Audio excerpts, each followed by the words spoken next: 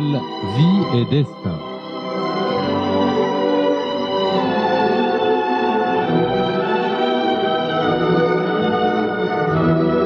Théodore Herzl, Vie et destin, une série proposée par Philippe Bocara, présentée par Shlomo Malka, collaboration Paul-Henriette Lévy, une série réalisée avec le concours du Fonds Pincus.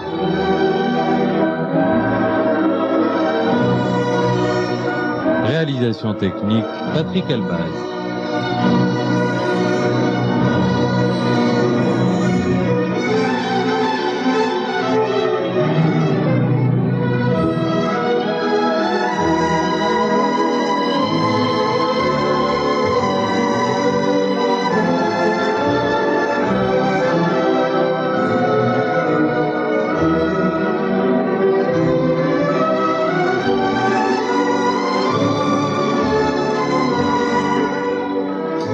Philippe Bocara, bonjour. Nous allons parler aujourd'hui de négociations que Théodore Herzl va entreprendre avec le sultan de Turquie, de rencontre qu'il va y avoir à Constantinople entre Théodore Herzl et le sultan de Turquie. Il faut dire que la Palestine, à l'époque, est rattachée à l'Empire ottoman. Oui, et évidemment, Herzl n'a pas pensé tout spontanément à rencontrer des hommes d'État comme le Kaiser. Avant de rencontrer le sultan de Turquie, c'était son premier objectif, c'était de faire des démarches directement auprès de la Turquie, mais il s'est rendu 2 fois à Constantinople sans succès, en 1896 et en 1898, sans pouvoir rencontrer le sultan. Et c'est seulement en 1901 qu'il va avoir un accès direct au sommet du gouvernement turc. Il va avoir cet accès direct par l'intermédiaire d'un personnage très curieux qu'on va essayer d'introduire maintenant, qui s'appelle Arminius Vambéry. Vous vous souvenez peut-être... Qui est un juif hongrois. Qui est un juif hongrois comme Herzl. Vous vous souvenez peut-être de Nevlinski, qui était l'agent diplomatique de Herzl, qui était un aristocrate polonais, qui avait été son premier conseiller dans ces domaines-là. Et Nevlinski est mort peu de temps après le retour de Herzl de Palestine. Et donc, Herzl s'est demandé comment pouvait-il travailler dans le milieu politique influent de Constantinople. Et finalement, celui qui va lui permettre d'accéder au sultan, c'est donc un juif hongrois qui a changé plusieurs fois de religion, qui a été converti à l'islam, converti au protestantisme. C'est un homme très curieux, qui est à la fois un grand intellectuel et un aventurier. C'est un professeur de langues orientales à l'université de Budapest. C'est en même temps un homme qui a été le précepteur des enfants de la sœur du sultan et qui connaît personnellement, qui est ami personnellement avec le sultan, avec les grands princes de la cour. Et très curieusement, cet homme-là, qui vient d'un milieu juif orthodoxe, a donc abandonné complètement le judaïsme, mais a gardé un vieux fond de solidarité un petit peu ethnique avec le peuple juif. Et ils vont avoir des rapports très curieux, d'amitié et peut-être de méfiance, Herzl et lui. Toujours est-il que c'est lui qui, en 1901, au printemps 1901, obtient ce fameux rendez-vous que Herzl espérait depuis tant d'années. Rencontre donc à Constantinople entre Théodore Herzl et le sultan de Turquie. Alors, que va proposer le père du sionisme au sultan ? Eh bien, il faut dire qu'il est beaucoup question d'argent pendant toutes ces rencontres. Déjà, avant la rencontre elle-même qui se passe au mois le 10 mai 1901, on a beaucoup parlé d'argent sous la forme de bakshish. C'était quelque chose de légendaire, le fait que toute la vie politique turque était basée sur le bakshish. Et effectivement, pendant ces démarches pour obtenir une audience, Herzl a versé de larges sommes d'argent à un des principaux diplomates turcs qui s'appelait Nuri Bey. Et il faut dire qu'il y avait des luttes de clans à la cour du sultan, et que à chaque fois que l'on donnait de l'argent à un clan, il fallait en donner au clan d'en face, qui s'opposait systématiquement à ce que faisait l'autre clan, justement pour obtenir de nouvelles sommes d'argent. Alors c'était déjà un climat qui faisait qu'on en parlait beaucoup d'argent. Et puis le problème numéro 1 de l'Empire turc à cette époque-là, c'était le problème de ses dettes. C'était le grand problème, un des grands problèmes dont on parlait dans les milieux diplomatiques internationaux. C'était ce colosse au pied d'argile de l'immense empire turc qui était dans un état de fragilité économique totale et qui était obligé de brader ses services publics à des concessionnaires étrangers qui faisaient tourner les services publics turcs et qui payaient les dettes de l'empire grâce aux bénéfices réalisés dans ces services publics, dans les douanes, dans les tabacs, dans les transports en commun de l'Empire turc.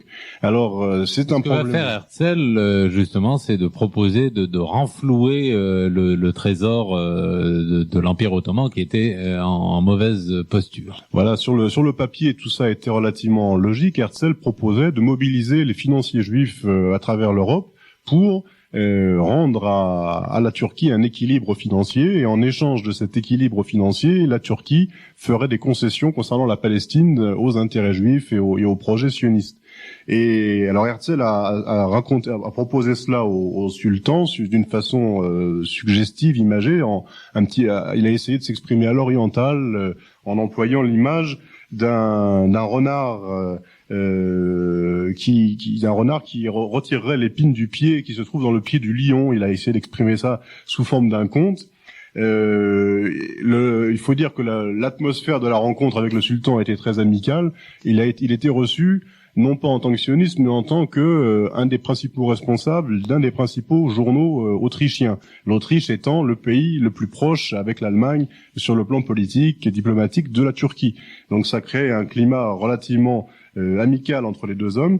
Et en fait, le sultan a accepté sur le papier et au niveau des principes la proposition qui lui était faite de concessions faites aux Juifs concernant la Palestine en échange de cette aide financière.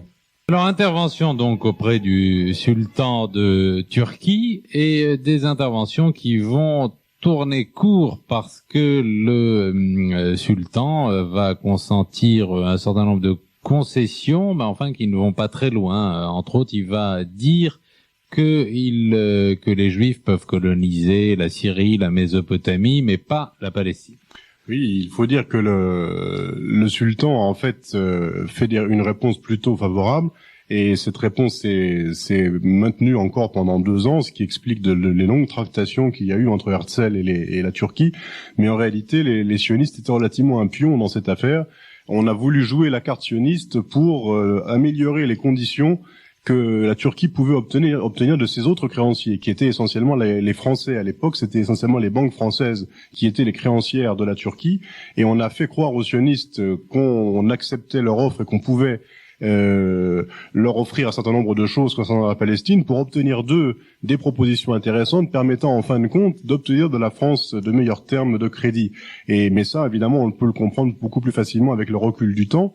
Donc il y a eu beaucoup de dépenses d'énergie dans ces négociations. Il faut signaler en fait que Herzl a toujours été pendant toute cette période dans une période de fragilité financière extrême, que la fameuse banque coloniale juive qu'il avait mise sur pied pour la colonisation de la Palestine, qui devait suivre immédiatement l'octroi de garanties politiques, l'octroi de concessions politiques, cette banque coloniale juive n'a jamais atteint l'objectif d'1 million d'actions qui avait été fixé. On est arrivé à peine aux 250 000 actions qui était le minimum statutaire pour que la société puisse être créée, et encore c'était des actions qui avaient été achetées à raison d'une seule par actionnaire, donc par des petits juifs sans argent, mais les grands juifs ont boudé toute cette tentative-là. Alors, pendant la même période, on peut signaler aussi que Herzl a eu des négociations interminables pour se doter d'un grand journal qui serait une tribune du mouvement sioniste et qui, là encore, servirait un peu de levier dans les grandes négociations politiques.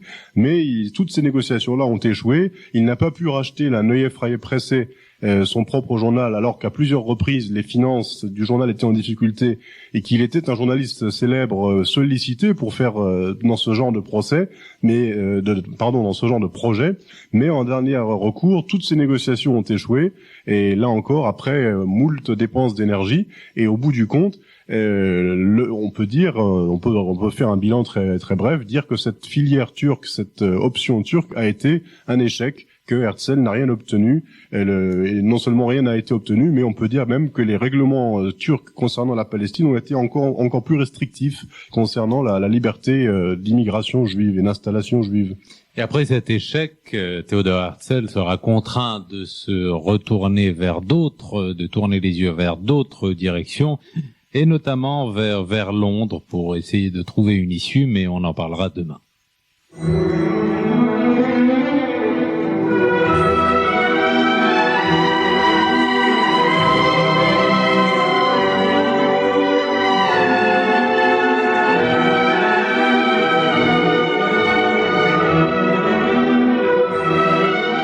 C'était Théodore Herzl, Vie et Destin.